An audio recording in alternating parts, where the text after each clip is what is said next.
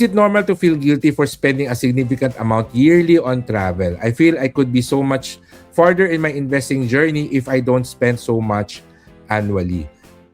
It's normal to feel guilty, but the question that you should be asking is, kung hindi ko ginamit sa travel itong pera na to, saan ko siya gagamitin? Okay? That's something that I've learned. Na kaya tayo nagtatrabaho, kaya tayo nag-i-invest, nagsisave, nag-i-invest, kasi meron tayong mga financial goals. Meron tayong mga gustong gawin in the future, meron tayong mga gustong bilhin. Ngayon, every time na meron akong gustong puntahan na travel or meron akong gustong gadget na bilhin, I know I can afford it. So, that's the bare minimum. Hindi nito maapektuhan yung personal finances ko, yung cost of living expenses ko. So, this is really money that I can invest or I can spend now. And wala akong kailangan bayaran ng utang, wala akong ikino-compromise na necessity ko. So the question for me now is, kung gagamitin ko ng pera na to pang travel, ano yung alternative? Kung hindi ko siya gagamitin pang travel, saan ko siya gagamitin in the future? So for example, kasi kung hindi ako pupunta ng Songkran this year, saan ko siya gagamitin in the future?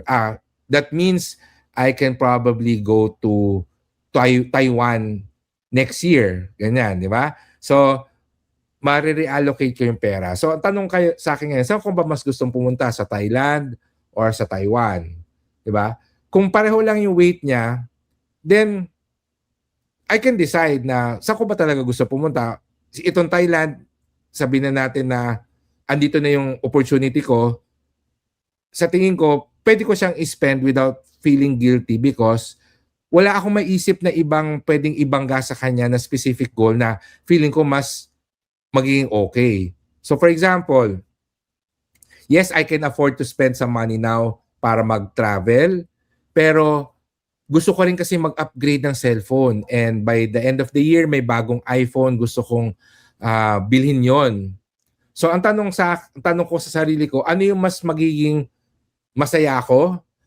Yung makapag-travel or makapag-upgrade ng phone by end of the year?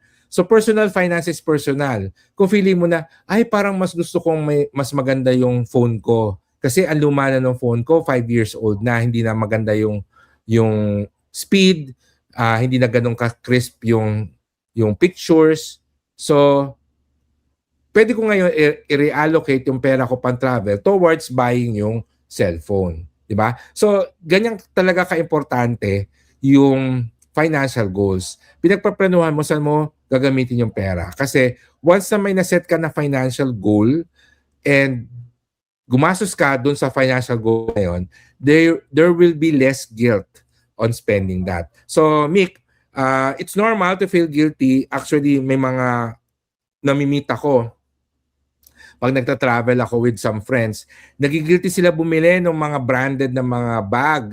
Pero pag tinatanong ko sila, nasa budget mo ba? Oo, pinag-ipunan daw nila, pero at that moment na bibili nila, feeling nila nagigilty sila kasi sobrang nasanay sila sa pagtitipid at saka sa pag-i-invest na pag nag-spend sila on something that they feel is non-essential, meron talagang feelings of guilt. That's normal, and the solution that I've discovered is to ask yourself, kung hindi mo dyan gagamitin yung pera, saan mo siya gagamitin? And yung alternative mo ba, will that give you more happiness? Or is it just, nag-hesitate ka lang kasi you just want to feel more financially secure? Kasi yung iba kinakabahan na what if biglang magkaroon ng ganyan? What if biglang magkaroon ng financial emergency? Then I tell them, di ba may emergency fund ka naman? Meron ka namang health insurance, stable naman yung sources of income mo, di ba? So, it's normal to feel guilty, but you should not stop yourself on spending, especially if you can afford it anyway, especially if it is within your budget. So, yan yung sagot ko sa iyo, Mick.